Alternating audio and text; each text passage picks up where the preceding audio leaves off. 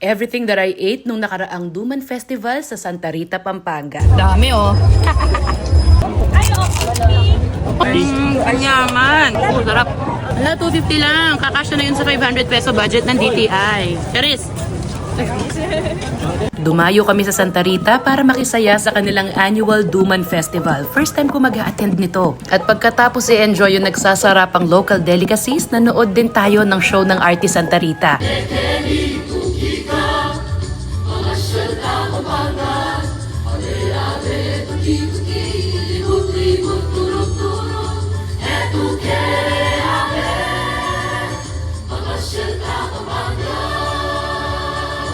So tara, samahan niyo muna akong kumain. Meron tayo ditong bringi. Pretty. Ang yaman. So pretty, mom. Dapat pag nagtitinda ka ng biringi, ganito kakaganda. Sarap. Pag binili po ito, luto na. Ang sarap. Bala mo mga pa-shopping ko kaya po ito. Ito po, asadong matwag. Tsaka po yung adobong itlog. Tsaka yung sarsa panalis po. Ay! Yan po yung mga heritage po. Nabusog bago ang show. Ay, Ay, chicharon. sige na. I-dip po natin ng sarsa. Yan po yung lasa na. May umuya pang bagyan niya tapos natin yung alat. Kumbaga tinimplahan na po siya. Pero yung originally ano po nito is wala po siya. Ano po siya eh. Tinimplahan na para lutuin na. Pwede po siya sa ano tawag dito, sa pizza, sa nachos, sa pasta. spaghetti. Pwede po. Yaman. Tama po. Sa mga chef po kasi ito yung hinahanap. Wala po sa market nito eh. Tataba. Nalaro na po. Pwedeng tsokolating batirol, pwedeng malamang ginilo po. Hot chocolate na merong duman.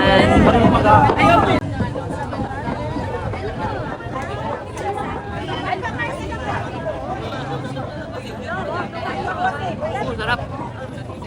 Yaman po. Suman na duman. May kalamay din sila doon. Bigyan pa nga. Okay daw. Ano mo ito? Sumaktilya. Meron silang leche flan, biko, saka ube. Abang lula po niya. Alambay. Nanila po? Alambay na kato. Yung lakatan. Ang Christmas ha. Hindi kayo niya po mismo gawa niya. San Fernando, kanya man. Mas merong ano. Damulag. Magkano po itang ham? 250 po. Wala, 250 lang. Kakasya na yun sa 500 peso budget ng DTI. Charis. Kanyaman po yung ham. May papika. Hello. Okay, try it. Pika doon yan. 3 days. Dami oh.